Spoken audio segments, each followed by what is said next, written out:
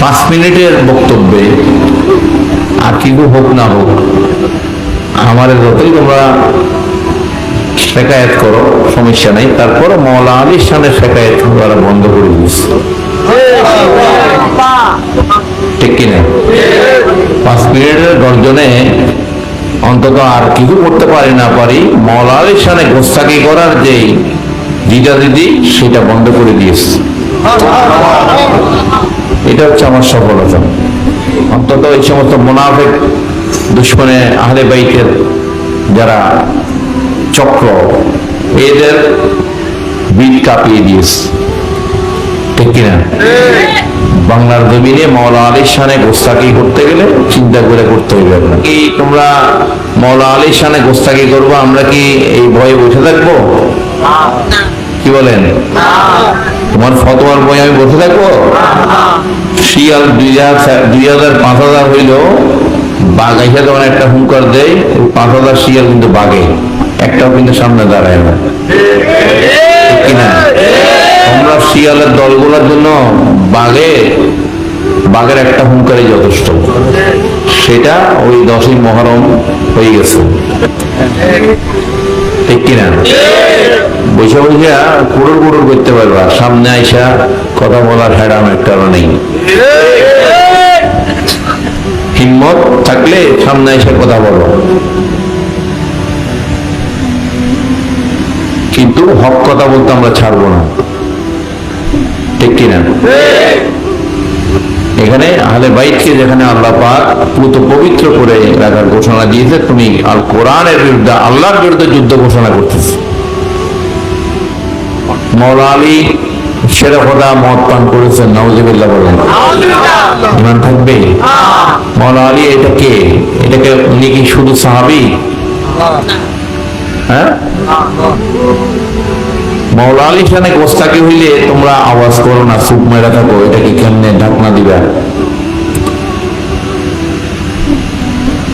তওবা না করিয়া এটার থেকে মুক্তির কোনো উপায় নাই। যিনি বেলায়েতের সম্রাট, হাশিমি বংশের চেরাগ, আরেক দুষ্ট কইতেছে 1 জানুয়ারি যে মওলা আলী নাকি কাবার ভিতরে নাকি জন্মগ্রহণ করেনি, বাইরে করছে, সেই জন্য যাইয়া দেখে আসছে। হ্যাঁ, মানে এগুলো আর কিছু না, মওলা আলীর শানে গোস্তাকি বেয়াদবি। এই কথাগুলো আমি শুনছি কোথায়? এক ইহুদি রাবি পাদ্রী আমেরিকাতে কনফারেন্সে আমাকে একই কথা বলেছে। যখন শুনছে আমি আহলে বাইত, মওলা আলীর বংশধর, সে আমাকে বলতেছে Ali was a great warrior, but he was drunk every time.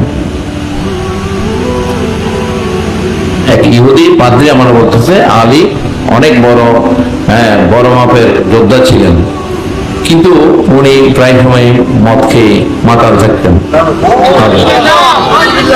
তো আমি ইহুদি পাদ্রীটার বলি, you think one thing,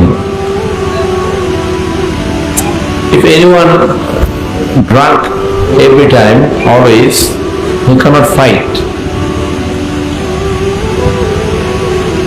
কেউ যদি মদ খাইয়া যদি একবারে ডুবে থাকে, সে কখনো যুদ্ধ করতে পারবে না। ঠিক কিনা?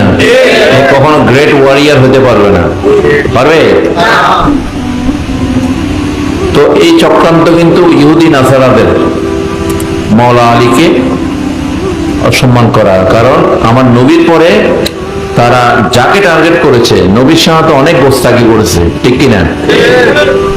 নবীর পরে তারা দ্বিতীয় যে ব্যক্তিকে টার্গেট করেছে, উনি হচ্ছে মওলা আলী। কাফের মুশরিক ইহুদি নাসারারা নবীর পরে যে মহান ব্যক্তিকে তারা টার্গেট করেছে, সেটা হচ্ছে মওলা আলী।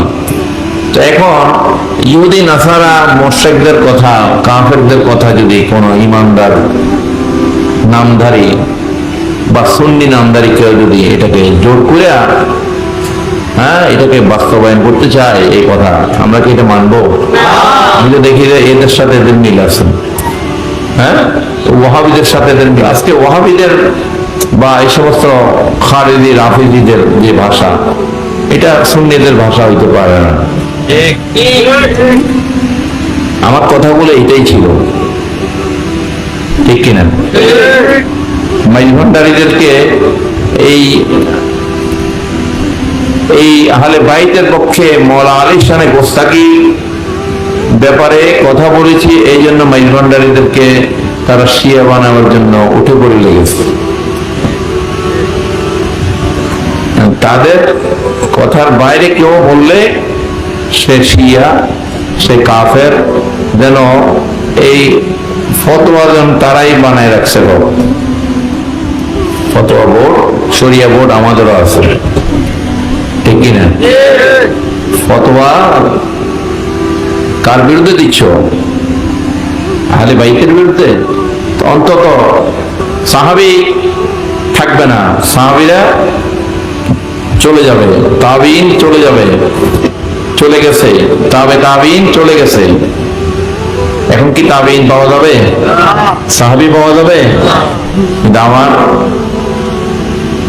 নবী বলেছে কিয়ামত পর্যন্ত আমার আহলে বাইত থাকবে। নূহ আলাইহিস সালামের কিস্তির মতো যারা নূহ আলাইহিস সালামের কিস্তিতে উঠেছে তারা নাজাত প্রাপ্ত হয়েছে। যারা আমার আহলে বাইতকে এবং আল কোরআনকে ধরে থাকবে তারাও নাজাত প্রাপ্ত থাকবে। তাহলে এই বিষয়গুলো আমাদেরকে বুঝতে হবে। আমাদের সাথে কারো দ্বন্দ্ব নাই। যারা আল্লাহ এবং আল্লাহ রসুলের প্রতি মহব্বত, আহলে বাইতের প্রতি মহব্বত রাখবে, সাহাবায়ে কেরামের প্রতি মহব্বত রাখবে, তাদের সাথে আমাদের কোনো দ্বন্দ্ব নেই। আউলিয়া কেরামের প্রতি মহব্বত থাকবে, তাদের সাথে আমাদের কোনো দ্বন্দ্ব থাকতে পারে না। ঠিক